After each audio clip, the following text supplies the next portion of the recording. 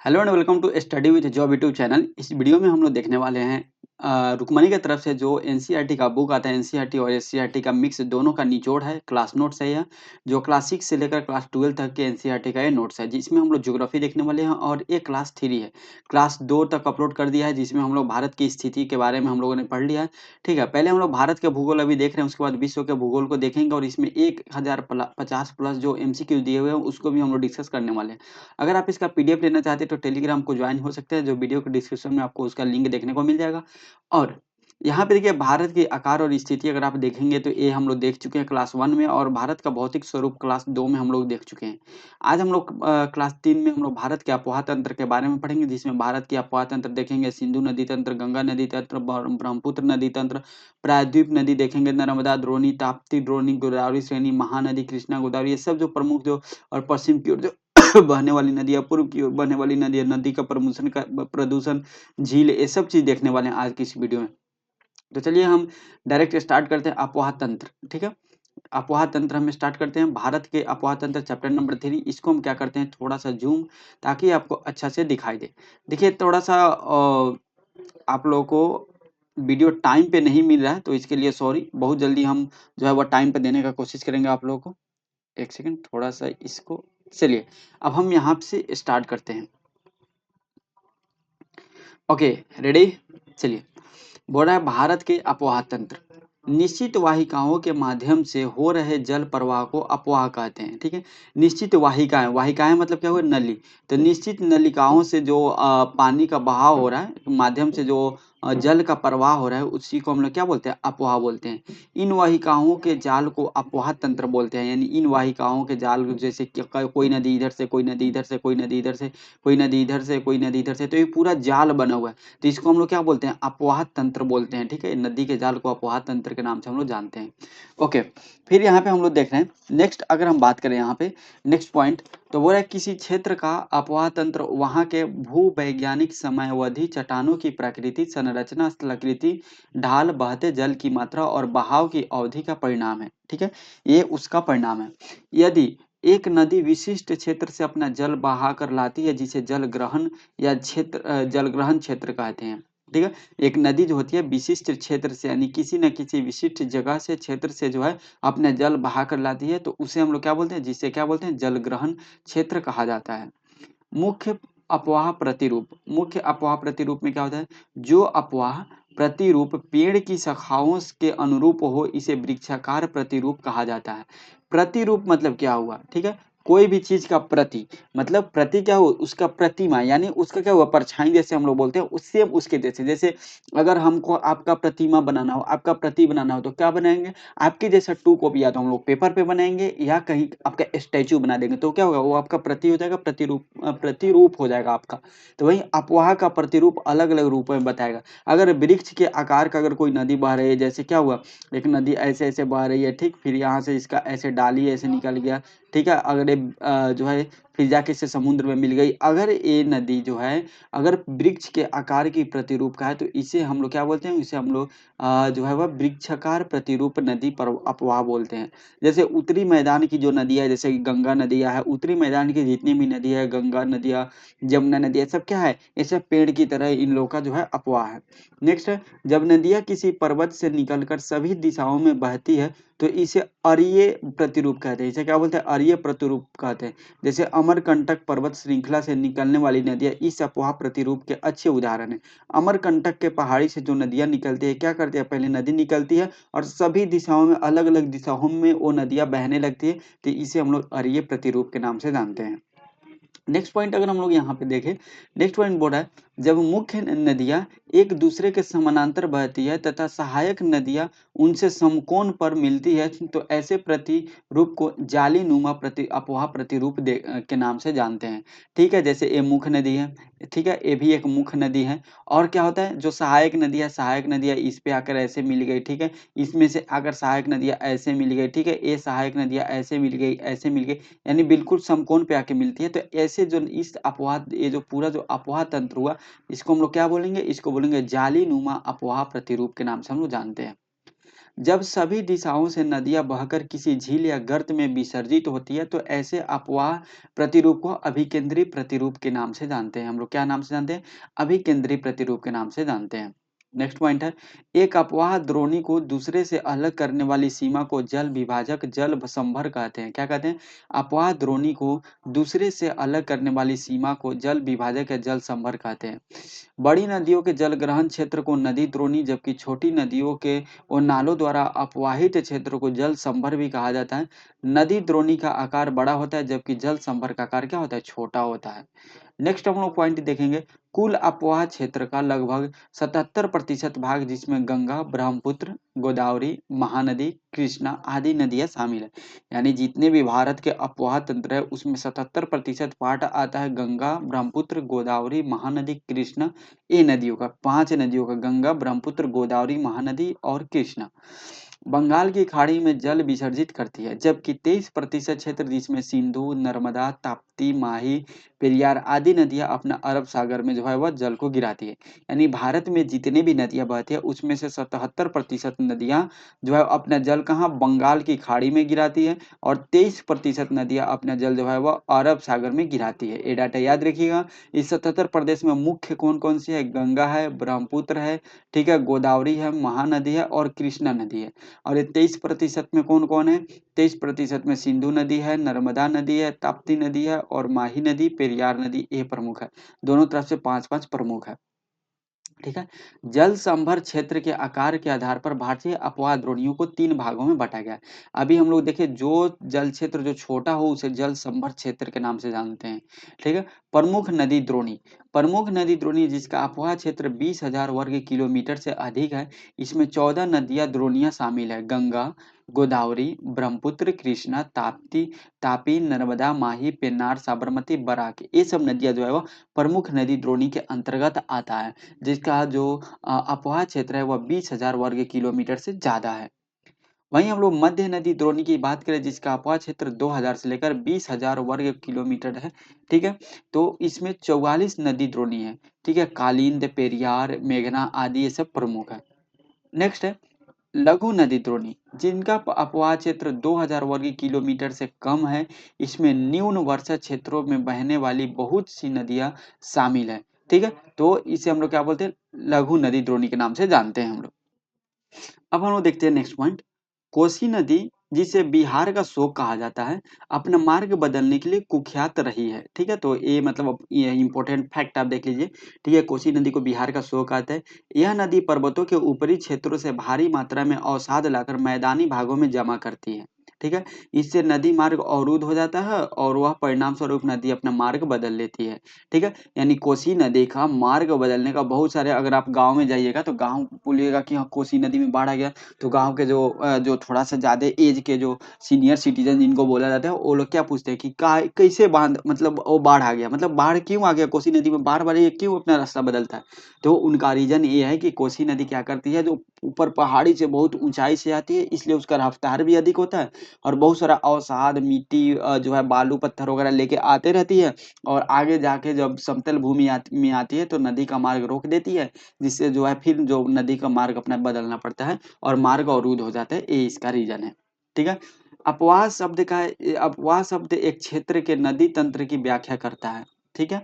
विभिन्न दिशाओं से छोटी छोटी धाराएं आकर एक साथ मिल जाती है तथा एक मुख्य नदी का निर्माण करती है। अंततः इनका निकास किसी बड़े जलाशय जैसे झील या समुद्र महासागर में होता है।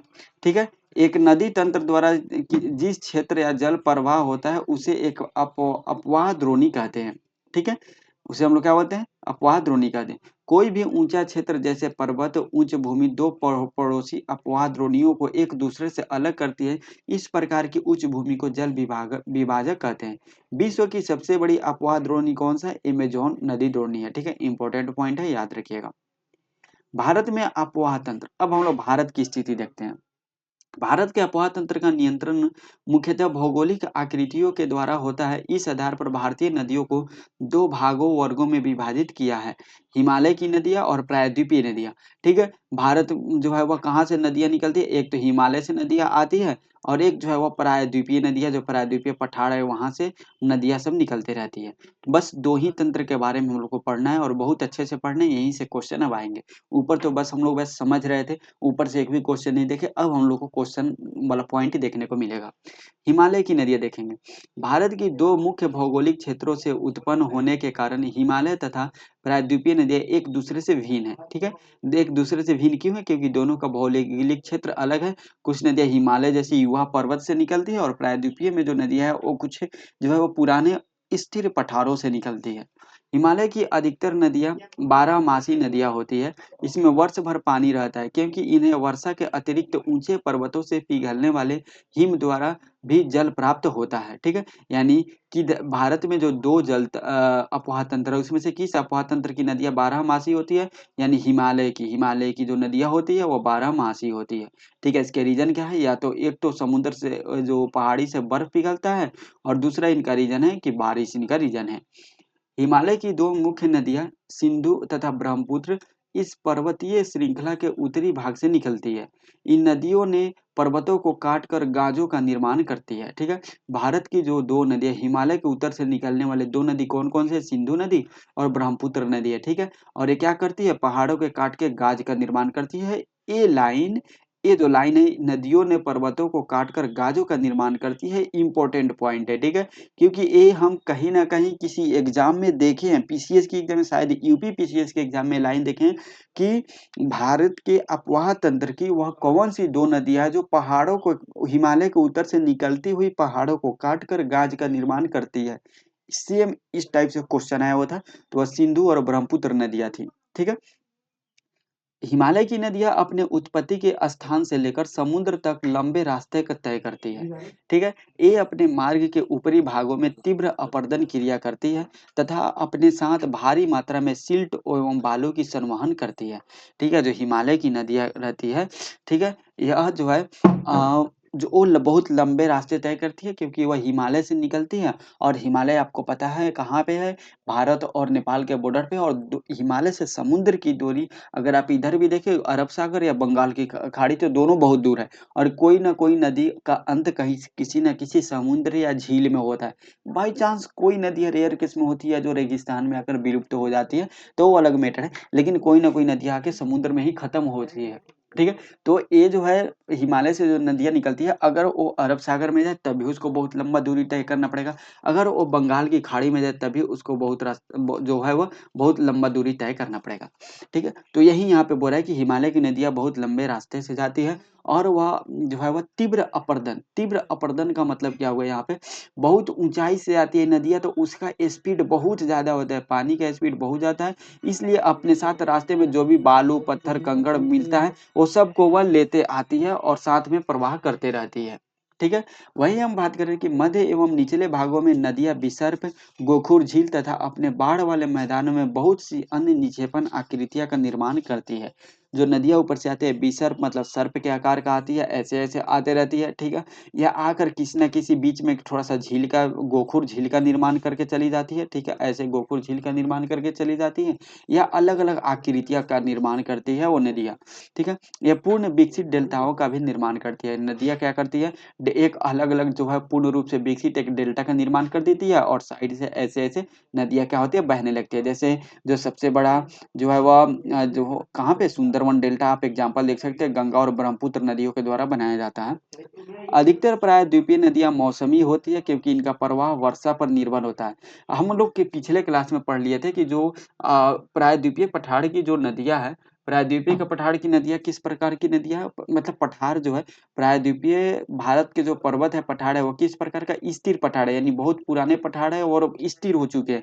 उनमें ना भूकंप आता है, ना बहुत ज़्यादा उसमें बर्फ पिघलता है, ऐसा कुछ नहीं होता है। तो प्रायद्वीपीय भारत की नदियाँ किस पे 100% वो वर्षा पर निर्भर रहती है, जो बारिश होता है तो वर्षा होता है तो उसमें पानी आता है, नहीं तो नहीं होता है, इसलिए इनको मौसमी नदियाँ कहा जाता है। हिमालय की नदियों की तुलना में प्रायद्वीपीय नदियाँ की लंबाई कम होती है। क्यों?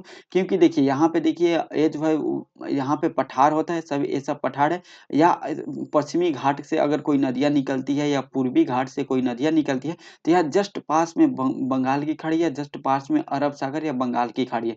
तो इनको बहुत ज़्यादा डिस्टेंस तय नहीं करना पड़ता है, बहुत जल्दी ये लोग समुद्र में जाके मिल जाते हैं। इसलिए प्रायद्वीपीय प्रायद्वीपीय नदियों की लंबाई जो होती है वो कम होती है। अगर आप यहाँ पे देखेंगे तो ये देखिए ये तिब्बत है और यहीं से क्या है, यहाँ पे देखिए ये सिंधु नदी यहाँ से निकल रही है और सिंधु नदी निकलते हुए यहाँ पे क्या हो रही है, यहाँ पे जाकर पाकिस्तान के रास्ते यहाँ से मिल रही है। ठीक है, यहाँ पे आकर मिल रही है कहाँ पे, क्या चीज़ में, तो ये सॉरी थोड़ा सा यहाँ पे टेक्निकल इशू हो गया। हाँ चलिए ठीक हो गया, एक सेकंड थोड़ा सा टेक्निकल इशू हो गया तब ठीक हो गया। तो यहाँ पे देखिए ये जो सिंधु नदी यहाँ से निकल रही है तो ऐसे जाकर फिर ऐसे ऐसे ऐसे आकर और यहाँ आकर वो कहाँ मिल रही है, वो आके मिल रही है यहाँ पे अरब सागर में। ठीक है, तो देखिए हिमालय से निकलने वाली नदियों को अगर समुद्र में मिलना है तो कितना लॉन्ग डिस्टेंस को ट्रेवल करना पड़े।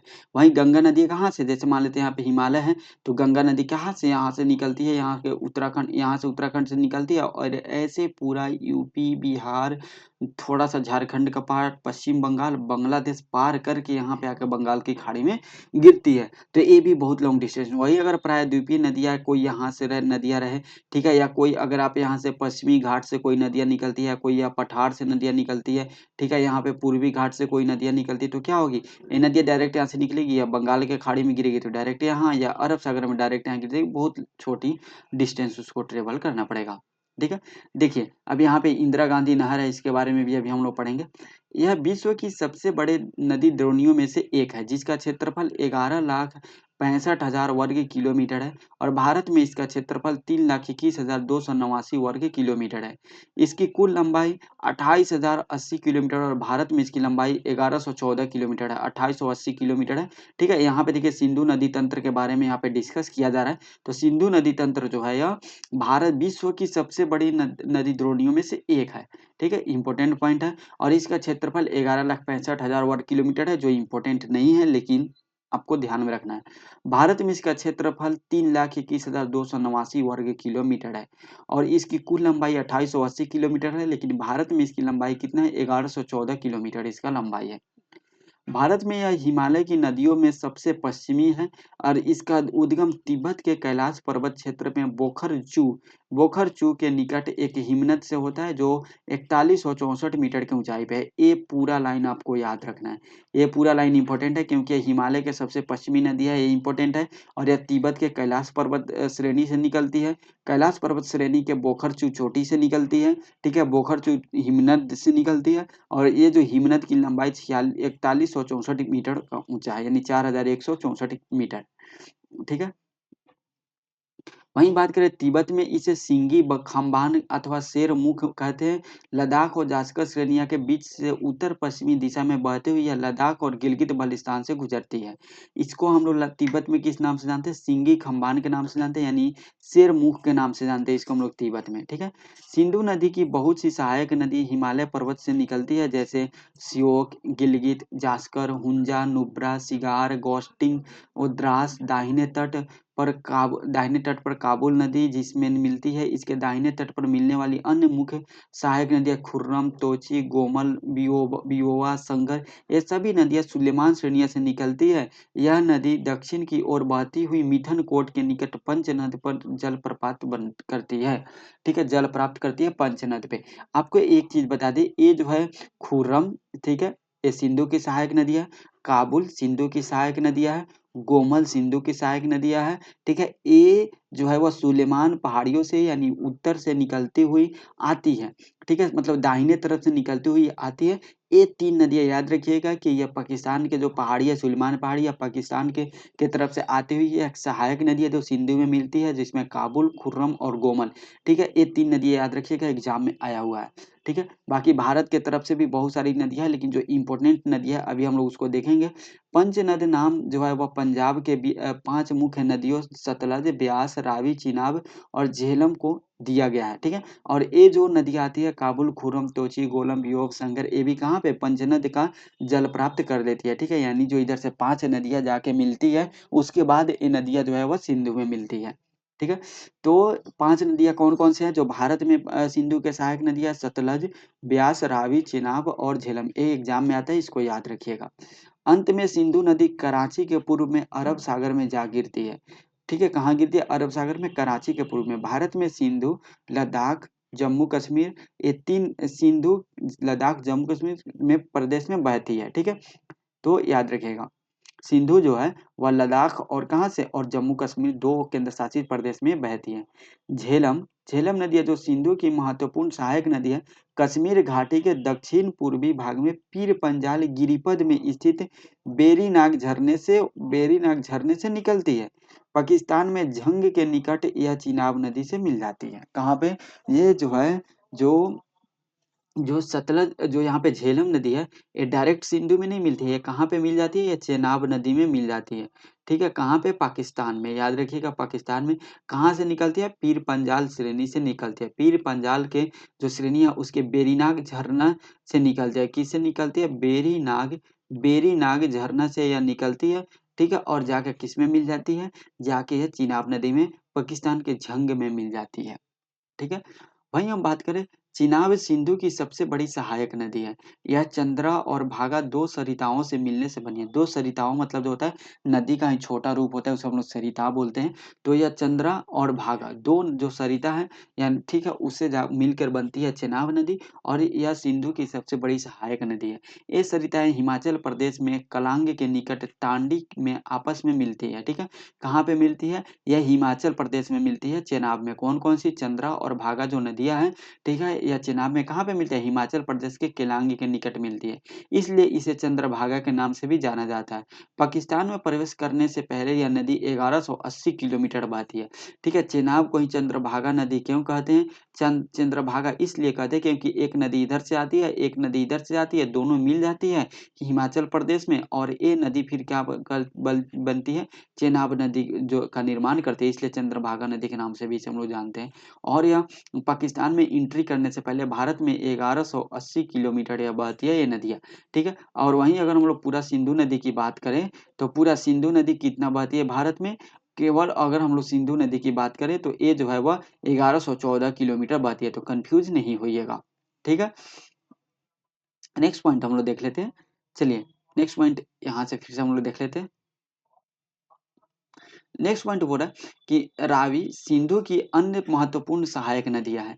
यह हिमाचल प्रदेश की कुल्लू पहाड़ियों से रोहतांग दर्रे के पश्चिम से निकलती है और राज्य की चंबा घाटी से बहती है, ठीक है। पाकिस्तान में प्रवेश करने वो सराय सिंधु के निकट चिनाब नदी में मिलने से पहले यह नदी पीर पंजाल के दक्षिणी पूर्वी भाग और धौलाधर के बीच प्रदेश से प्रवाहित होती है, ठीक है। यानी अब हम लोग रावी नदी के बारे में पढ़ते हैं, जो एक सिंधु की सहायक नदी है। अभी तक सिंधु की 2 सहायक नदियां हम लोग झेलम के बारे में देख लिए, चेनाब के बारे में देख लिए, अब हम लोग किसके बारे में, रावी के बारे में देख लेते हैं, ठीक है। रावी कहाँ से, रोहतांग दर्रे से निकलती है, ठीक है। और यह पाकिस्तान के सराय सिंधु के निकट, ये भी किस में मिल जाती है, चेनाब नदी में मिल जाती है। यानी झेलम भी आके चेनाब में मिलती है, रावी भी आके चेनाब नदी में मिल जाती है, ठीक है। पहले ये नदी जो है वह पीर पंजाल के दक्षिण पूर्वी धौलाधर के बीच जो है वह प्रवाहित होती है। ब्यास नदी के बारे में देख लेते हैं, ठीक है। अभी हम लोग 3 देख लिए, चौथा क्या देख रहे हैं, ब्यास नदी के बारे में देख रहे हैं। ब्यास नदी सिंधु की अन्य महत्वपूर्ण सहायक नदी है, जो समुद्र तल से 4000 मीटर से अधिक ऊंचाई पर रोहतांग दर्रे के निकट ब्यास कुंड से निकलती है। ब्यास नदी किस कुंड से निकलती है, ब्यास कुंड से निकलती है। यह नदी कुल्लू घाटी से गुजरती है और धौलाधर श्रेणी में काती और लारगी में महाखड्ड का निर्माण करती है। यह पंजाब के मैदान में प्रवेश करती है, जहाँ हरि के पास सतलुज नदी में जा गिरती है, ठीक है।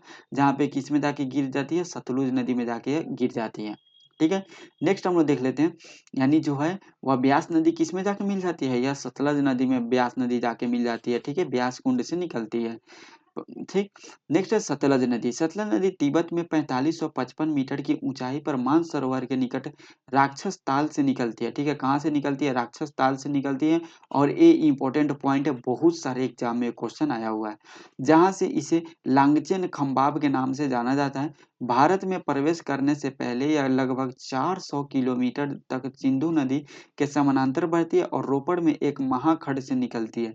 यह हिमालय पर्वत श्रेणी में सिबकिला से बहते हुए पंजाब के मैदान में प्रवेश करती है।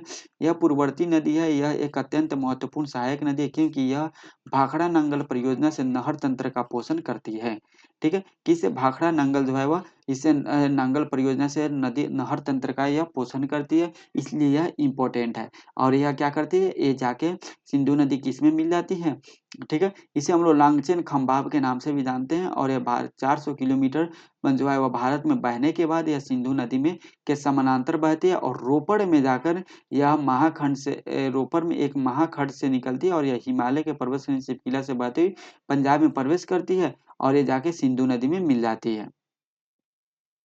नेक्स्ट हम लोग देख लेते हैं, सॉरी नीचे पॉइंट हम लोग नेक्स्ट देख लेते हैं। यहाँ पे अब हम लोग गंगा नदी तंत्र देखें तो अभी हम लोग क्या देखे, सिंधु नदी तंत्र जिसमें 5 नदियां के झेलम नदी के बारे में पढ़े, चिनाब नदी के बारे में पढ़े, रावी नदी के बारे में पढ़े, फिर ब्यास नदी के बारे में और फिर उसके बाद सतलज नदी के बारे में पढ़े। जो यहाँ पे झेलम नदी और रावी नदी दोनों जाके किस में, चिनाब में मिल जाती थी। ब्यास नदी किस में जाके मिल जाता था, सतलज नदी में जाके मिल जाता था। और चेनाब और सतलज दोनों जाके किस में, सिंधु में मिल जाती थी। तो ये जो पूरा नदी तंत्र जो था ये 5 नदियों का, ये पंजाब में था, इसलिए इसका नाम क्या पड़ा था, उस राज्य का नाम पंजाब पड़ा था। सिंधु की सबसे बड़ी सहायक नदी यहाँ पे चेनाब बन गई और सतलज बहुत महत्वपूर्ण बन गई क्योंकि भाखड़ा नंगल परियोजना में ये नहर बनाती है, इसलिए। अब हम लोग गंगा नदी तंत्र को देखते हैं। जो गंगा नदी यहाँ पे उत्तराखंड से निकलती है और यहाँ पे जाके बंगाल की खाड़ी में गिर जाती है। तो इस पूरा इसका जर्नी हम जो इसका पूरा यात्रा है यहाँ से गंगा नदी का, ऐसे ऐसे पूरा यात्रा हम लोग देखने वाले हैं। तो चलिए अब हम लोग गंगा नदी तंत्र को देखते हैं। यह नदी उत्तराखंड राज्य के उत्तरकाशी जिले में गोमुख के निकट गंगोत्री हिमनद से 3900 मीटर की ऊंचाई से निकलती है। कहाँ से, यह नदी उत्तराखंड के उत्तरकाशी से, कहाँ से, उत्तरकाशी के गंगोत्री हिमनद से निकलती है। यह भागीरथी के नाम से जानी जाती है और यह मध्य और लघु हिमालय श्रेणियों को काटकर तंग महाखंडों से होकर गुजरती है।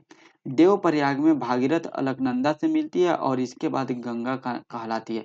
बहुत इंपॉर्टेंट पॉइंट है, कहाँ पे गंगा कहलाती है, देवप्रयाग में। देवप्रयाग में भागीरथी और अलकनंदा जो है वो मिलती है और गंगा कहलाती है। अलकनंदा नदी का स्रोत बद्रीनाथ के ऊपर सतपथ हिमनद है और ये अलकनंदा धौली और विष्णु गंगा धाराओं से मिलकर बनती है, जो जोशीमठ या विष्णु प्रयाग में मिलती है, ठीक है। जो जो अलकनंदा और धौली और विष्णु गंगा धाराओं से मिलकर बनती है, ठीक है। अलकनंदा जो है वह धौली और विष्णु गंगा के धाराओं से मिलकर बनती है, जो कहाँ पे, जोशीमठ में या विष्णु प्रयाग में मिलती है। जोशीमठ हाल ही में काफी फेमस हुआ था करंट अफेयर्स को लेकर, ठीक है। तो यह विष्णु प्रयाग में जो है वह एक दूसरे से मिलती है। नेक्स्ट जो है, अलकनंदा की अन्य सहायक नदी पिंडार नदी है, जो इसे कर्ण प्रयाग में मिलती है, ठीक है। जबकि मंदाकिनी या काली गंगा इसे रुद्र प्रयाग में मिलती है, ठीक है। ये जो पंच प्रयाग है इसमें कर्ण प्रयाग में कौन मिलती है, पिंडार नदी अलकनंदा से मिलती है और जो रुद्र प्रयाग में मंदाकिनी या काली नदी से मिलती, काली नदी इससे मिलती है, ठीक है, अलकनंदा से। गंगा नदी हरिद्वार में मैदान में प्रवेश करती है। ये क्वेश्चन है, इंपॉर्टेंट पॉइंट है। गंगा नदी कहाँ पे मैदानी क्षेत्र में प्रवेश करती है, तो हरिद्वार में। यहाँ से यह पहले दक्षिण की ओर, फिर दक्षिण पूर्व की ओर और फिर पूर्व की ओर बहती है। अंत में यह दक्षिण मुखी होकर दो जल वितरिकाओं भागीरथी और पद्मा में विभाजित हो जाती है। गंगा नदी की लंबाई 2525 किलोमीटर है। यह उत्तराखंड में 110 किलोमीटर, उत्तर प्रदेश में 1450 किलोमीटर और बिहार में 445 किलोमीटर और पश्चिम बंगाल में 520 किलोमीटर मार्ग तय करती है। बिहार में कितना तय करती है, 445 किलोमीटर बिहार में तय करती है। उत्तराखंड में 110 किलोमीटर और सर्वाधिक उत्तर प्रदेश में 1450 किलोमीटर जो है वह मार्ग तय करती है। टोटल लंबाई 2525 किलोमीटर है। गंगा द्रोणी केवल भारत में लगभग 8.6 लाख वर्ग किलोमीटर क्षेत्र में फैली हुई है। वहीं अगर हम बात करें नेक्स्ट पॉइंट को, अगर हम देखें कि और गंगा नदी के बारे में देखें हम लोग, तो यहाँ पे देखने को मिलेगा कि यह भारत के सबसे बड़ा अपवाह तंत्र है। लेकिन वहीं सिंधु जो वह विश्व की सबसे बड़ी अपवाह तंत्र थी, ठीक है। जिसे उत्तर में हिमालय से निकलने वाली 12 मासी और अंतर्वाही नदियां और दक्षिण में प्रायद्वीपीय से निकलने वाली अंतर्याही नदियां भी शामिल है। सोन इसके दाहिनी किनारे से मिलने वाली प्रमुख नदियां है, ठीक है। सोन दाहिने तरफ से मिलता है, ये बीपीएससी का आया हुआ क्वेश्चन है, ठीक है, कि दाहिने तरफ से मिलने वाली नदियां कौन है, सोन है। बाएं तट से मिलने वाली महत्वपूर्ण सहायक नदियां रामगंगा, गोमती, घाघरा, गंडक, कोसी, महानंदा, ये सब है। सागर द्वीप जो है वह गंगा सागर के निकट गंगा सागर के निकट यह नदी जो है वह बंगाल की खाड़ी में जा मिलती है। ठीक है, यानी सागर द्वीप जो है वह गंगा सागर एक सागर द्वीप है, वहीं पे जाके ये मिलती है। ठीक है, इससे रिलेटेड एक करंट का पॉइंट है, नमामि गंगे परियोजना एक एकीकृत संरक्षण मिशन है जिसे जून 2014 में केंद्र सरकार द्वारा प्रमुख कार्यक्रम के रूप में अनुमोदित किया गया है। इसमें राष्ट्रीय नदी गंगा से संबंधित 2 उद्देश्य प्रदूषण के प्रभाव को कम करना तथा उसके संरक्षण और कायाकल्प को पूरा करना इसका मेन उद्देश्य था। यमुना गंगा के सबसे पश्चिमी और सबसे लंबी सहायक नदी है। इसका स्रोत यमुनोत्री हिमनद है जो हिमालय में बंदरपुछ द्रोणी से पश्चिमी ढाल पर 6316 मीटर ऊंचाई पर स्थित है। वहीं प्रयाग यानी इलाहाबाद में इसका गंगा के संगम होता है। प्रायद्वीपीय पठार से निकलने वाली चंबल, सिंधु, बेतवा और केन इसके दाहिने तट पर मिलती है, जबकि हिंडन, रिंद, सेंगर, वरुणा आदि नदियां इसके बाएं तट पर मिलती है।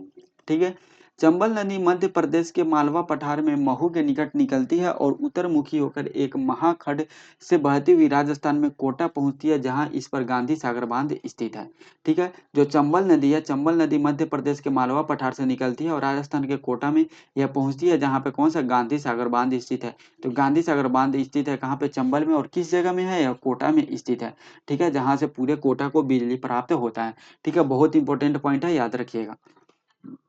नेक्स्ट है, चंबल नदी मध्य प्रदेश के मालवा पठार में महू के निकट निकलती है और उत्तरमुखी होकर एक महाखंड से बहती हुई राजस्थान के कोटा में पहुंचती है, जहाँ सेम पॉइंट यहाँ पे आ गया है।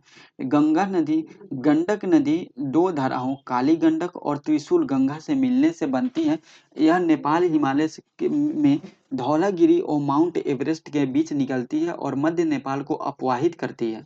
बिहार के चंपारण जिले में यह गंगा मैदान में प्रवेश करती है और पटना के निकट सोनपुर में गंगा नदी में आकर मिल जाती है। कहाँ पे, सोनपुर में आकर यह गंगा नदी में मिल जाती है। गंडक नदी जो जो है वह दोनों जिलों से होकर बहती है। जो पश्चिमी चंपारण जिला है बिहार के, और पूर्वी चंपारण यानी हमारे जिला से भी ये कहाँ बहती हुई जाकर फिर मुजफ्फरपुर होती हुई जाके कहाँ पे मिल जाती है, यह पटना के निकट सोनपुर में जाकर सोन नदी में मिल जाती है। नेक्स्ट है घाघरा नदी। घाघरा नदी जो है माप चाचुंगो हिमनद से निकलती है तथा तीला, सोती और बेरी नामक सहायक नदियों का जल ग्रहण करने के उपरांत यह सीसा पानी में एक गहरे महाखंड का निर्माण करते हुए पर्वत से बाहर निकलती है। ठीक है, यह कहाँ से, घाघरा नदी किस हिमनद से निकलती है, घाघरा नदी माप चाचुंगेव हिमनद से निकलती है। शारदा नदी, शारदा नदी काली या काली गंगा इसे मैदान में मिलती है। ठीक है, और अंततः छपरा में यह गंगा नदी में विलीन हो जाती है शारदा नदी।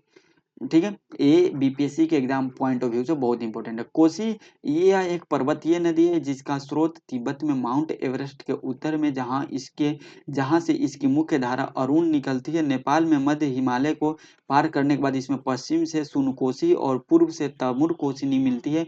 अरुण नदी से मिलकर यह सप्तकोसी बनाती है। ठीक है, इसको कोसी नदी के नाम से जानते हैं। रामगंगा नदी गैरसैंण के निकट गढ़वाल की पहाड़ी से निकलने वाली अपेक्षाकृत छोटी नदी है। शिवालिक को पार करने के बाद यह अपना मार्ग दक्षिण पश्चिम दिशा की ओर बनाती है और उत्तर प्रदेश में नाजिबाबाद के निकट मैदान में प्रवेश करती है। अंततः यह कन्नौज के निकट गंगा में मिल जाती है। ठीक है, रामगंगा कन्नौज में गंगा में मिल जाती है। कोसी जो है ये भी गंगा में आके मिल जाती है। शारदा नदी छपरा में गंगा में मिल जाती है। घाघर नदी कहाँ पे, घाघर नदी भी आके यहाँ पे गंगा में मिल जाती है। और फिर यहाँ पे जो है वह जो गंडक नदी ये भी पटना के सोनपुर में जाकर गंगा नदी में मिल जाती है। ठीक है, तो ये हम लोग देख चुके हैं। अभी हम लोग और देख लेते हैं कुछ नदियों के बारे में। छोटा नागपुर पठार के पूर्वी किनारे पर दामोदर नदी बहती है और भ्रंश घाटी से होती हुई हुगली नदी में जाके गिरती है। बराकर इसकी एक मुख्य सहायक नदी है। इसे कभी बंगाल का शोक कही जाने वाली इस नदी को दामोदर घाटी कारपोरेशन 1948 में स्थापित नामक एक बहुउद्देशीय परियोजना ने वश में कर लिया है। डीवीसी भारत की जो है वह प्रथम बहुउद्देशीय नदी घाटी परियोजना है।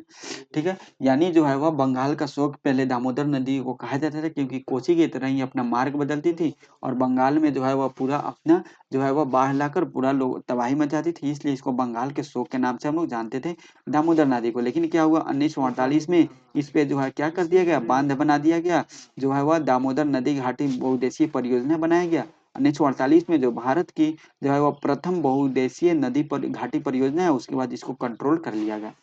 नेक्स्ट पॉइंट देखेंगे, शारदा या सरयू नदी का उद्गम नेपाल हिमालय में मिलाम हिमनद में है, जहां इसे गौरी गंगा के नाम से जाना जाता है। यह भारत नेपाल सीमा के साथ बहती हुई जहां से काली या चाई कहा जाता है घाघरा नदी में मिल जाती है। नेक्स्ट पॉइंट की अगर हम बात करें, यहाँ पे नेक्स्ट पॉइंट देख लेते हैं। नेक्स्ट पॉइंट बोल रहा है कि गंगा नदी की एक अन्य महत्वपूर्ण सहायक नदी महानंदा है, जो दार्जिलिंग पहाड़ियों के पास कर्सियांग से निकलती है। यह नदी पश्चिम बंगाल में गंगा के बाएं तट पर मिलने वाली अंतिम सहायक नदी है। गंगा के निकट तट पर सोन एक बड़ी सहायक नदी है, जो अमरकंटक पठार से पूर्व से निकलती है। पठार से उत्तरी किनारे पर जलप्रपातों का श्रृंखला बनाती हुई यह नदी पटना में से पश्चिम में आरा के पास से जो है मनेर के निकट गंगा नदी में विलीन हो जाती है। ठीक है। नेक्स्ट हम लोग देखिए तो ये आप यहाँ पे देख सकते हैं, भारत का मैप दिया हुआ और मुख्य नदियों और झीलों की इसमें फिगर दिए गए। जैसे यहाँ पे देख सकते हैं पुलिकट झील है, यहाँ पे सब झील बनाया हुआ है, बेबनाथ झील बनाया हुआ है, कोलेरू झील बनाया गया, सब झील यहाँ पे बनाया हुआ है वहाँ। अब हम लोग देख लेते हैं। ठीक है, ब्रह्मपुत्र नदी तंत्र। ठीक है, ब्रह्मपुत्र नदी तंत्र के बारे में देख लेते हैं। ठीक है, ये नदी जो है यहाँ से ये भी तिब्बत से निकलते हुई और ऐसे बहती हुई पूरा तिब्बत में बहती है, फिर उसके बाद यहाँ से जो है वह अरुणाचल प्रदेश से ऐसे मुड़ जाती है और भारत में आके यहाँ पे पूरा, ठीक है, यहाँ पे आके ऐसे जो है और पूरा यहाँ गुवाहाटी को पार करते हुए असम पूरा पार करते हुए बंगाल की खाड़ी में आके यहाँ पे गिर जाती है। काफी ये जो है नदियाँ जो है वह काफी लंबी नदी है और बहुत दूर तक यहाँ पे बहती है। यहाँ पे ये नदियाँ क्या है, माजुली द्वीप बनाती है, जो विश्व की सबसे बड़ी नदी द्वीप है। नेक्स्ट पॉइंट अब हम देख लेते हैं। ब्रह्मपुत्र नदी तिब्बत की मानसरोवर झील के पूर्व तथा सिंधु एवं सतलज के स्रोतों से काफी नजदीक से निकलती है। ठीक है, इसकी लंबाई सिंधु से कुछ अधिक लगभग 2900 किलोमीटर है, परंतु इसका अधिकतम मार्ग भारत से बाहर स्थित है। यह हिमालय के समानांतर पूर्व की ओर बहती है। नामचा बरवा शिखर 7756 मीटर से के पास पहुंचकर यह अंग्रेजी के यू अक्षर जैसा मोड़ बनाकर भारत के अरुणाचल प्रदेश में गर्ज के माध्यम से प्रवेश करती है। ठीक है, एक किस अक्षर के जो है वह यू शेप में बनाकर यह भारत में मुड़ जाती है। ये इंपॉर्टेंट पॉइंट है, क्वेश्चन आया हो आप देख सकते हैं यहाँ पे, यहाँ से ऐसे भारत में मुड़ रही है तो ये यू का शेप बना रही है। नेक्स्ट पॉइंट अगर हम लोग देखें तो यहाँ तक हम लोग देख ले, इसे दिहांग के नाम से भी जाना जाता है। इसे और किस नाम से जाना जाता है, इसे इस नदी को हम लोग दिहांग के नाम से जाना जाता है। तथा दिबांग, लोहित, केनुला एवं दूसरी सहायक नदियां इससे मिलकर असम में ब्रह्मपुत्र का निर्माण करती हैं। ठीक है, ब्रह्मपुत्र को तिब्बत में सांगपो एवं बांग्लादेश में जमुना के नाम से जाना जाता है। वहीं बात करें, तिब्बत एक शीत एवं शुष्क क्षेत्र है, जहां यहाँ इस नदी में जल एवं सिल्ट की मात्रा बहुत कम होती है। भारत में यह उच्च वर्षा वाले क्षेत्र से होकर गुजरती है। यहाँ नदी में जल एवं सिल्ट की मात्रा बढ़ जाती है। असम में ब्रह्मपुत्र अनेक धाराओं में बहकर एक गुफित नदी के रूप में बहती है तथा बहुत से नदीय द्वीपों का निर्माण करती है। माजुली द्वीप विश्व का सबसे बड़ा नदी द्वीप है, जो ब्रह्मपुत्र नदी पर है, जिसका क्षेत्रफल एजे मिफेट मिल्स के सर्वेक्षण के अनुसार 1853 में 1246 वर्ग किलोमीटर था, जो वर्तमान में सिकुड़कर 421 वर्ग किलोमीटर हो गया है। ठीक है, जो सिकुड़कर कितना हो गया, 421 वर्ग किलोमीटर रह गया। पहले जो 1853 में कितना था, 1246 वर्ग किलोमीटर था। प्रत्येक वर्ष वर्षा ऋतु में यह नदी अपने किनारों से बहने वाली एवं बाढ़ के द्वारा असम तथा बांग्लादेश में बहुत अधिक क्षति पहुंचाती है। ठीक है, ब्रह्मपुत्र नदी उत्तर भारत की अन्य नदियों के विपरीत ब्रह्मपुत्र नदी में सिल्ट निक्षेपण की मात्रा बहुत अधिक होती है। इसके कारण नदी की सतह बढ़ जाती है और यह बार बार अपनी धारा के मार्ग में परिवर्तन लाती है। नेक्स्ट हम देख लेंगे प्रायद्वीपीय नदियां के बारे में। प्रायद्वीपीय भारत में मुख्य जल विभाजक का निर्माण पश्चिमी घाट द्वारा होता है, जो पश्चिमी तट के निकट उत्तर से दक्षिण की ओर स्थित है। प्रायद्वीपीय भाग की अधिकतर मुख्य नदियां जैसे महानदी गोदावरी, कृष्णा, कावेरी पूर्व की ओर बहती तथा बंगाल की खाड़ी में गिर जाती है। वहीं हम लोग बात करें, ये नदियां अपने मुहाने पर डेल्टा का निर्माण करती है। पश्चिमी घाट से पश्चिम में बहने वाली अनेक छोटी धाराएं नर्मदा एवं तापी दो बड़ी नदियां हैं, जो पश्चिम की ओर बहती है और ज्वारनद मुख का निर्माण करती है। प्रायद्वीपीय नदियों की अपवाह द्रोणियां आकार में अपेक्षाकृत छोटी होती है। ठीक है, वहीं बात करें नर्मदा नदी के बारे में। नर्मदा का उद्गम उद्गम मध्य प्रदेश में अमरकंटक पहाड़ी के निकट है। यह पश्चिम की ओर एक भ्रंश घाटी में बहती है। समुद्र तक पहुंचने के क्रम में यह नदी बहुत से दर्शनीय स्थलों का निर्माण करती है। जबलपुर के निकट संगमरमर के शैलों में यह नदी गहरे गार्ज से बहती है तथा जहां यह नदी तीव्र ढाल से गिरती है वहां धुआंधार जो है वह प्रपात के निर्माण करती है। नर्मदा की सभी सहायक नदियां बहुत छोटी है। इसमें अधिकतर समकोण पर मुख्य धारा से निकलती है। नर्मदा द्रोणी का मध्य प्रदेश तथा जो है वह गुजरात के कुछ भागों में विस्तृत है। नर्मदा नदी के संरक्षण के लिए मध्य प्रदेश सरकार द्वारा नमामि देवी नर्मदे नाम की एक योजना 2016 में शुरू की गई थी। ठीक है, तो नर्मदा जो नदी है इस पे कौन सा जलप्रपात इस जबलपुर में जो है वह कौन सा धुआंधार जलप्रपात का निर्माण करती है, कौन सा? तो यह नर्मदा नदी जो अमरकंटक की पहाड़ियों से निकलती है। और इसकी सहायक नदियां जो है वह इसकी नर्मदा की सभी सहायक नदियां बहुत छोटी है और इसमें अधिकतर समकोण पर मुख्य धारा से मिलती है। ठीक है, नर्मदा नदी मध्य प्रदेश तथा गुजरात के कुछ भागों से बहती है और ये जाके कहाँ पे अरब सागर में गिर जाती है। ठीक है, ये याद रखिएगा। ठीक है, और यह भ्रंश का निर्माण करती है। इंपॉर्टेंट क्वेश्चन है ये, यही हम खोज रहे थे, भ्रंश का निर्माण करती है और इंपॉर्टेंट क्वेश्चन है, याद रखिएगा। ठीक है, और इसको मध्य प्रदेश सरकार के द्वारा इस पे नमामि देवी नर्मदे इसके संरक्षण के लिए 2016 में परियोजना शुरू किया गया था। अब हम लोग देख लेते हैं तापी द्रोणी नदी के बारे में। तापी एक जो है वो तापी का उद्गम मध्य प्रदेश के बैतूल जिले में सतपुड़ा की श्रृंखलाओं में है। यह भी नर्मदा के समानांतर एक भ्रंश घाटी में बहती है लेकिन इसकी लंबाई बहुत कम है। इसकी द्रोणी मध्य प्रदेश, गुजरात तथा महाराष्ट्र राज्य में फैला है। पश्चिम की ओर बहने वाली मुख्य नदियां साबरमती, माही, भरतपुछा तथा पेरियार नदी है जो पश्चिम की ओर बहने वाली ये सब नदियां हैं। ठीक है, वहीं अब हम लोग गोदावरी नदी की बात करें तो गोदावरी नदी सबसे बड़ी प्रायद्वीपीय नदी है। यह महाराष्ट्र के नासिक जिले में पश्चिमी घाट की ढालों से निकलती है जिसकी लंबाई 1465 किलोमीटर है और यह बंगाल की खाड़ी में गिरती है। इसलिए इसका लंबाई इतना बड़ी है और ये लंबी है। जैसे ये इधर है पश्चिमी घाट, ठीक है, तो पश्चिमी घाट जो है और यहाँ पे है आपको पूर्वी घाट देखने को मिल जाएगा। तो यहाँ पे महाराष्ट्र के नासिक से निकलती है और ये पूरा जो दक्षिण भारत इसको पार करके तब जाके बंगाल की खाड़ी में गिरती है। ठीक है, नेक्स्ट हम लोग देखिए इसी के बारे में। तो प्रायद्वीपीय नदियों में इसका अपवाह तंत्र सबसे बड़ा है। इसकी द्रोणी महाराष्ट्र नदी द्रोणी का 50% भाग इसकी द्रोणी जो है महाराष्ट्र, मध्य प्रदेश, उड़ीसा तथा आंध्र प्रदेश में स्थित है इसकी द्रोणी। गोदावरी में अनेक सहायक नदियां मिलती है जैसे पूर्णा, वर्धा, प्राणहिता, मंजरा, वेनगंगा, पेनगंगा। इसमें अंतिम में तीनों सहायक नदियां बहुत बड़ी है। बड़े आकार और विस्तार के कारण इसे दक्षिण गंगा या वृद्ध गंगा के नाम से भी जाना जाता है। ठीक है, यानी जो मंजरा, वेनगंगा और पेनगंगा है जो है वह अंतिम में तीनों सहायक नदियां जो बहुत बड़ी है। ठीक है, और ये क्या करती है, इसलिए ये बड़ी नदी बनाती है और इसलिए इसे दक्षिण का गंगा के नाम से हम लोग जानते हैं या वृद्ध गंगा के नाम से जानते हैं। किसको किसको हम लोग जानते हैं? गोदावरी नदी को। अब हम लोग पढ़ लेते हैं किसको? महानदी द्रोणी के बारे में। ठीक है, महानदी द्रोणी के बारे में बात करें तो महानदी का उद्गम छत्तीसगढ़ की उच्च भूमि से है तथा यह उड़ीसा से बहते हुए बंगाल की खाड़ी में मिल जाती है। इस नदी की लंबाई 860 किलोमीटर है। इसकी अपवाह द्रोणी महाराष्ट्र, छत्तीसगढ़, झारखंड तथा उड़ीसा में है। वहीं हम लोग कृष्णा नदी के बारे में बात करें तो महाराष्ट्र के पश्चिमी घाट में महाबलेश्वर के निकट एक स्रोत से निकलकर कृष्णा लगभग 1400 किलोमीटर बहकर बंगाल की खाड़ी में गिरती है। तुंगभद्रा, भद्रा, कोयना घाट, प्रभा, मूसी तथा भीमा इसकी कुछ सहायक नदी है। इसकी द्रोणी महाराष्ट्र, कर्नाटक तथा आंध्र प्रदेश में फैली है। वहीं कावेरी द्रोणी की बात करते हैं, कावेरी पश्चिमी घाट से ब्रह्मगिरी श्रृंखला से निकलती है तथा तमिलनाडु में कुडलोर के दक्षिणी भाग बंगाल की खाड़ी में मिल जाती है। इसकी लंबाई लगभग 800 किलोमीटर। लंबाई कितनी है? 800 किलोमीटर इसकी लंबाई है। इसकी जो है वो प्रमुख सहायक नदियां अमरावती, भवानी, हेमावती तथा काबिनी है। इसकी द्रोणी तमिलनाडु में, केरल तथा कर्नाटक में विस्तृत है। भारत में दूसरा सबसे बड़ा जलप्रपात कावेरी नदी बनाती है। इसे शिव समुद्रम के नाम से जाना जाता है। दूसरा सबसे बड़ा जलप्रपात कौन सी नदी बनाती है? शिव समुद्रम जलप्रपात कावेरी नदी के द्वारा बनाया जाता है। प्रपात द्वारा उत्पादित विद्युत मैसूर, बेंगलुरु तथा कोलार स्वर्ण क्षेत्र का प्रदान करती है। ठीक है, जिसकी स्थापना 1902 में हुआ था। ठीक है, और यह इस प्रपात द्वारा जो है वह जो है वह शिव समुद्रम जलप्रपात है, इसके द्वारा जो बिजली का उत्पादन किया जाता है या मैसूर बेंगलुरु के क्षेत्र में। और कोलार जो स्वर्ण जो है वह क्षेत्र है, जिसे जो केजीएफ मूवी बना था इसी पे कोलार गोल्ड फील्ड पे बना हुआ था, तो उसी पे उसमें भी यह बिजली प्रदान करती है। वहीं हम लोग बात करें जो है दामोदर, ब्राह्मणी, वैतरणी तथा सुवर्ण रेखा कुछ महत्वपूर्ण उदाहरण है इस नदिया का। पृथ्वी के धरातल का लगभग 71% भाग जल से ढका है, लेकिन इसका 97% जल लवणीय है।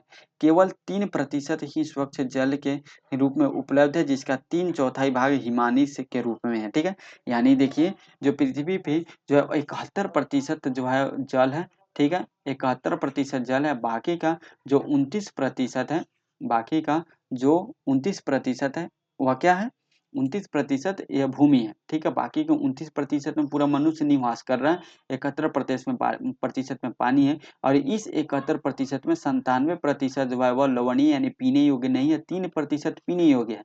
और इस 3% पानी का 3/4 भाग हिमानी के रूप में यानी बर्फ के रूप में है। याद रखिए, ठीक है, यानी हम लोग को पानी बहुत बचाना चाहिए, नहीं तो एक टाइम पे ये पानी 3% जिस दिन खत्म हो गया उस दिन सारी दुनिया जो है वह भूख प्यास से मर जाएगी। नेक्स्ट हम लोग देख लेते हैं झीलें के बारे में। कश्मीर घाटी तथा पश्चिमी डल झील नाव वाले घरों तथा शिकारा को जो प्रत्येक वर्ष हजारों पर्यटकों को आकर्षित करते हैं। ठीक है, डल झील जो है वह कहाँ से, कश्मीर घाटी में स्थित है। जो ठीक है, यह नाव नाव वाले घर आप देखेंगे, अगर आप यूट्यूब पे सर्च कीजिएगा डल झील तो उसमें आएगा। डल झील में बहुत सारा जो है वह एटीएम भी ओपन किया गया है, अमेजोन के द्वारा स्टोर ओपन किया गया है। तो डल झील ना काफ़ी फेमस है, उसमें बहुत सारे चीज़ हो चुके हैं। तो नाव वाले घर, शिकारा, ठीक है, ये सब आपको देखने को मिलेगा, जो इसमें पर्यटन के लिए काफ़ी बेस्ट जगह है डल झील। पृथ्वी की सतह के गर्त वाले भागों में जहाँ जल जमा हो जाता है उसे हम लोग क्या कहते हैं, झील कहते हैं। बड़े आकार वाली झीलों को समुद्र कहा जाता है, जैसे कैस्पियन सागर, ये क्या है, एक झील है कैस्पियन सागर। मृत सागर, ये भी एक झील है। तथा अरल सागर, ये भी एक झील है। अधिकतर झीलें अस्थायी होती है, जहाँ कुछ में केवल वर्षा ऋतु में ही पानी होता है, जैसे अंतर्देशीय अपवाह वाले अर्ध शुष्क क्षेत्रों की द्रोणी वाली झीलें। यहाँ कुछ ऐसी झीलें हैं जिनका निर्माण हिमानियों एवं बर्फ चादर की क्रिया के फलस्वरूप हुआ है, जबकि कुछ अन्य झीलों का निर्माण वायु, नदियों एवं मानवीय क्रियाकलापों के कारण हुआ है। एक विसर्प नदी बाढ़ वाले क्षेत्रों को कटकर गोखुर झील का निर्माण करती है। ठीक है, स्पीट तथा बाढ़ रोधिका यानी तटीय क्षेत्रों में लैगून का निर्माण करते हैं, जैसे चिल्का झील, पुलिकट झील तथा कोलेरू झील। अंतर्देशीय भागों वाली झीलों में कभी कभी मौसमी होती है, उदाहरण के लिए राजस्थान की सांबर झील जो एक लवण जल वाली झील है, इसके जल का उपयोग नमक निर्माण के लिए किया जाता है। यह झील भारत की सबसे नमकीन झील है। ठीक है, कौन सा झील, यहाँ पे सांबर झील की बात किया जा रहा है, कहाँ पे, राजस्थान में स्थित है। और यह भारत की सबसे नमकीन झील है यहाँ पे, यानी सबसे लवणीय झील है यह भारत की सांबर झील। नेक्स्ट हम लोग यहाँ पे और देख लीजिए, चिल्का झील, पुलिकट, सॉरी थोड़ा सा एक्स्ट्रा लाइन आ गया। चलिए, जो चिल्का झील, पुलिकट झील, कोलेरू झील, ये सब कहाँ किस टाइप की नदियाँ है, या स्पीट या तटीय क्षेत्रों में लैगून प्रकार की ये झील है, चिल्का झील, पुलिकट झील, कोलेरू झील। ठीक है, और जो है विसर्प नदी बाढ़ वाले क्षेत्रों में कटकर जो बनती है उसे हम लोग क्या बोलते हैं, गोखुर झील के नाम से जानते हैं। ठीक, चलिए नेक्स्ट हम लोग देख लेते हैं यहाँ पे थोड़ा सा, ओके, नेक्स्ट पॉइंट हम लोग देख लेते हैं। नेक्स्ट पॉइंट यहाँ पे, मीठे पानी की अधिकांश झीलें हिमालय क्षेत्र में है। यह मुख्यतः हिमानी द्वारा बनी है। दूसरे शब्दों में ये तब बनी जब हिमानियों ने या कोई कोई द्रोणी गहरी बनाई जो बाद में हिम पिघलने से भर गई, या किसी क्षेत्र में शिलाओं अथवा मिट्टी से हिमानी मार्ग बंध गए। ठीक है, तो ये जो है वह हिमालय क्षेत्र में जो अधिकतर झीलें पाई जाती है वह मीठे पानी की झील होती है। जम्मू तथा कश्मीर की वुलर झील भूगर्भीय क्रियाओं से बनी है। यह भारत की सबसे बड़ी मीठे पानी का झील है। कौन सा, वुलर झील जो है भारत की सबसे बड़े मीठे पानी का झील है, जो कहाँ पे है, वह जम्मू कश्मीर में स्थित है। डल झील, भीमताल झील, नैनीताल झील, लोकटक झील, बड़ा पानी तथा आदि महत्वपूर्ण मीठे पानी का झील है, जो कहाँ पे है, यह जो है वह जम्मू कश्मीर में स्थित है। ठीक है, और ये क्या चीज़ का, मीठे पानी का झील है। डल झील, भीमताल झील, नैनीताल झील, लोकटक झील, बड़ा पानी झील, ये महत्वपूर्ण मीठे पानी का जो है झील है। ठीक है, तो इसमें डल झील कहाँ स्थित है, जो है वह जम्मू कश्मीर में स्थित है, और भारत के सबसे बड़े मीठे पानी का झील वुलर झील है, जो भी जम्मू कश्मीर में स्थित है। इसके अतिरिक्त जल विद्युत उत्पादन के लिए नदियों का बांध बनाने से भी झील का निर्माण हो जाता है, जैसे गुरु गोविंद सागर झील जो है वो गुरु गोविंद सागर, भाखड़ा नांगल परियोजना, ये सब से भी क्या होता है, ये सब से भी झील का निर्माण हो जाता है। जैसे ये कोई नदी है, ये नदी अगर हम यहाँ बांध बना दिए तो इधर बहुत सारा पानी स्टोर हो गया, तो ये भी एक झील का बांध हो गया। जैसे भाखड़ा नांगल परियोजना के पीछे जो जलाशय है, इस जलाशय को गुरु गोविंद सागर झील के नाम से हम लोग जानते हैं। नदियों का अर्थव्यवस्था में महत्व क्या है? नदियों का जल मूल प्राकृतिक संसाधन है तथा अनेक मानवीय क्रियाकलापों में के लिए अनिवार्य है। भारत जैसे देश के लिए, जहाँ की अधिकांश जनसंख्या जीविका के लिए कृषि पर निर्भर है, वहाँ सिंचाई, नौ संचालन, जल विद्युत निर्माण में नदियों का महत्वपूर्ण जो है बहुत अधिक जो है महत्व है। राष्ट्रीय नदी संरक्षण योजना, एनआरसीपी, एनआरसीपी, ठीक है, यानी जो है राष्ट्रीय नदी संरक्षण जो है वह योजना के बारे में अब हम लोग देख लेते हैं। देश में नदी सफाई कार्यक्रम का शुभारंभ 1985 में गंगा एक्शन प्लान के साथ आरंभ हुआ। वर्ष 1995 में राष्ट्रीय नदी संरक्षण योजना के तहत अन्य नदियों को जोड़ने के लिए गंगा कार्य योजना का विस्तार किया गया। नदियां देश में जल का प्रमुख स्रोत है। एनआरसीपी का उद्देश्य नदियों के जल में प्रदूषण को कम करके जल की गुणवत्ता में सुधार करना है। नदी प्रदूषण के बारे में देखते हैं। नदी जल के घरेलू, औद्योगिक तथा कृषि में बढ़ती मांग के कारण इसकी गुणवत्ता प्रभावित हुई है। इसके परिणाम स्वरूप नदियों से अधिक जल की निकासी होती है तथा इनका आयतन घटता जाता है। पश्चिम की ओर बहने वाली छोटी नदियां, अरब सागर की ओर बहने वाली नदियों का जलमार्ग छोटा है। शत्रुंजि एक ऐसी नदी है जो अमरेली जिले में डल कहवा से निकलती है, ठीक है। भद्रा नदी राजकोट जिले के अलियानी गांव के निकट से निकलती है, ठीक है। और ढाढर नदी पंचमहल जिले के घंटार गांव से निकलती है, और साबरमती और माही गुजरात की दो प्रसिद्ध नदियां हैं, ठीक है। यानी अरब सागर की ओर जो बहने वाली नदी है उसका जलमर्ग काफी छोटा है, तो उसके बारे में अभी हम लोग देख रहे थे, ठीक है। नेक्स्ट हम लोग देख लेते हैं। देखिए, अभी इसमें जो भी नदी हम लोग पढ़े इस लाइन में, अभी तक तो हम किसी पे क्वेश्चन नहीं देखे। अगर आपको याद करना है तो कर सकते हैं। साबरमती और माही नदी से क्वेश्चन देख चुके हैं, लेकिन बाकी ये सब नदियां से हमको अभी तक नहीं मिला है। नासिक जिले में त्र्यंबक पहाड़ियों से 670 मीटर की ऊंचाई पर वेत्राना नदी निकलती है। कालिंदी नदी उत्तर कन्नड़ के जिले से निकलकर कड़वार की खाड़ी में गिरती है।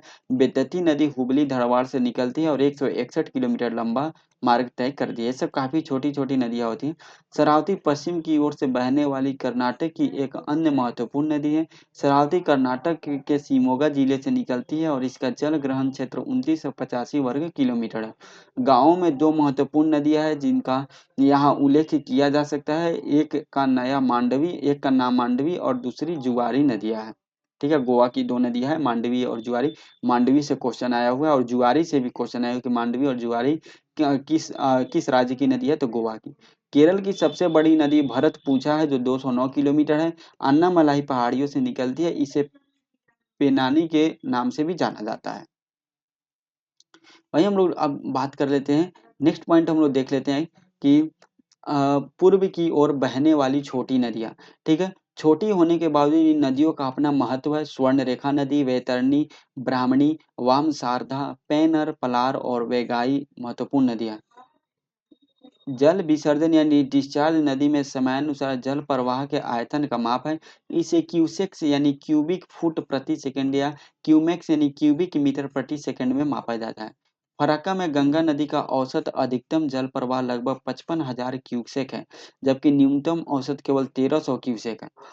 पोलावरम में गोदावरी नदी का औसत अधिकतम विसर्जन 3200 क्यूसेक और न्यूनतम औसत केवल 50 क्यूसेक होता है, ठीक है। तो अभी हम लोग क्या देख लिए, अभी हम लोग जो चैप्टर नंबर 3 में जो भारत के क्या देखे, भारत के अपवाह तंत्र के बारे में देखे, जो काफी हम लोग गंगा, सिंधु, ब्रह्मपुत्र नदियों के जो है ये सभी नदियों के अपवाह तंत्र के बारे में हम लोग देखें, और जो भी इम्पोर्टेंट पॉइंट है उसको अभी हम लोग देखे हैं।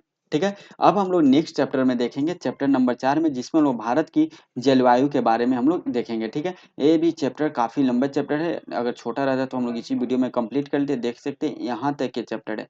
ठीक है, तो नेक्स्ट चैप्टर हम लोग जो लंबा चैप्टर है उसको हम लोग एक ही वीडियो में कंप्लीट करेंगे, और जो छोटा चैप्टर है उसको 2-3 चैप्टर को हम लोग एक वीडियो में कंप्लीट ऐसे करेंगे।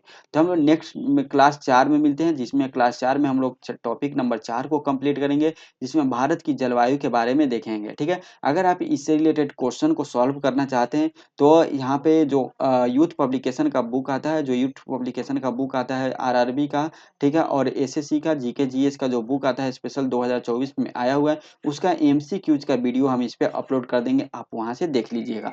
ठीक है, डेली सुबह में 8 बजे अपलोड करने का कोशिश करेंगे। तो आज सरस्वती पूजा, आप लोग अच्छे से सरस्वती पूजा मनाइए, और जो सरस्वती माता है आपकी मनोकामनाएं जरूर पूरा करे। आप लोग चैनल को सब्सक्राइब कर लीजिए, अपने दोस्तों के साथ शेयर कर दीजिए, ताकि आने वाले सभी वीडियो का नोटिफिकेशन आपको मिलते रहे। मिलते हैं किसी नेक्स्ट वीडियो में, आज के वीडियो में इतने ही, तब तक के लिए जय हिंद, जय भारत।